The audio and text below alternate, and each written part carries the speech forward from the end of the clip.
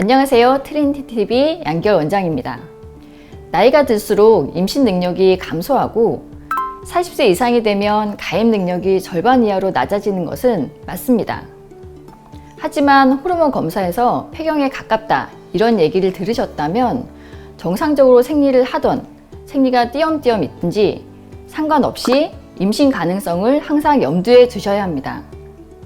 일반적으로 55세까지 가임 능력은 96%까지 떨어진다고 알려져 있습니다. 그런데 피임을 하지 않을 경우에 연간 임신율이 40세에서 44세 사이에 10%에서 20%, 45세에서 49세 사이에서는 12%로 폐경 주변기, 폐경으로 가고 있는 시기에도 임신 가능성이 생각보다 높습니다. 또 1년간 생리가 없던 45세 이상의 여성에서도 다시 생리를 하는 경우가 10% 정도나 있다고 하는데요. 관련 기사를 찾다 보니까 해외에서 59세에도 자연 임신이 된 경우도 있더라고요. 2006년도 조사에 따르면 25세에서 29세 여성에서 예상치 못하게 임신을 한 경우가 41%, 40세 이상 여성 중에서 48%가 예상하지 못한 임신을 했다고 하는데요. 설마 내가 임신이 되겠어? 이렇게 생각하고 임신이 된 경우가 가임력이 훨씬 좋은 20대보다 40대에 더 많이 나타났다는 뜻인 거죠.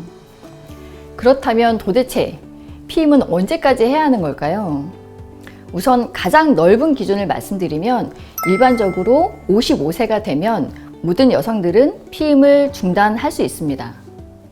좀 더 세부적인 기준을 말씀드리면 보통 마지막 생리 이후 2년간 피임을 하도록 권장합니다. 왜냐하면 폐경이라는 진단 자체가 마지막 생리 후에 1년이 지나서야 나 이제 폐경이 됐구나 이렇게 알 수 있는 것이거든요. 그래서 폐경이 되어도 10% 정도는 다시 배란이 되고 다시 생리를 할 수 있기 때문에 안전하게 피임을 하려면 2년 정도의 시간이 필요하다는 것입니다.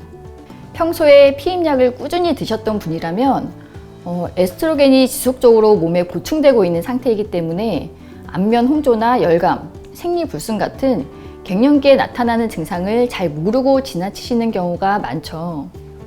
이런 분들은 피임약 투약기에 호르몬 검사를 해보고 폐경이 되었다면 호르몬 요법으로 약을 바꿔야 합니다. 만약 잘 모르고 피임약을 50세 정도까지 쭉 드셨다고 하면, 그리고 아직 폐경이 안 되었다고 하면 폐경이 안 되었더라도 일단은 경구 피임약은 중단하고 다른 피임 방법으로 바꾸는 것이 좋습니다.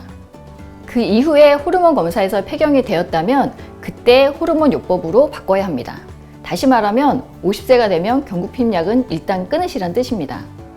미레나 같은 자궁내 장치를 사용하는 분들은 호르몬 검사에서 폐경이 진단되면 1년 정도 후에 제거하시면 됩니다. 경구 피임약이든 자궁내 장치든 뭐가 됐든 이 모든 피임 방법은 55세가 되면 중단하는 것이 좋습니다. 그럼 갱년기에는 어떤 피임 방법이 가장 나을까요? 45세 이상의 여성에서도 젊었을 때와 피임 방법에 큰 차이는 없습니다. 다만 나이에 따라서 병이 생길 가능성이 더 많아지잖아요. 이 시기는 각자의 건강 상태를 좀 고려해서 피임 방법을 선택해야 합니다. 예를 들면 고혈압이 있거나 간 기능 이상이 있거나 과체중이 심하거나 이런 경우에는 경구 피임약은 피해야 한다 이런 뜻입니다. 오늘은 갱년기의 피임에 대해서 간단히 설명을 드렸습니다. 지금까지 트리니티TV 양결 원장이었습니다. 시청해 주셔서 감사합니다.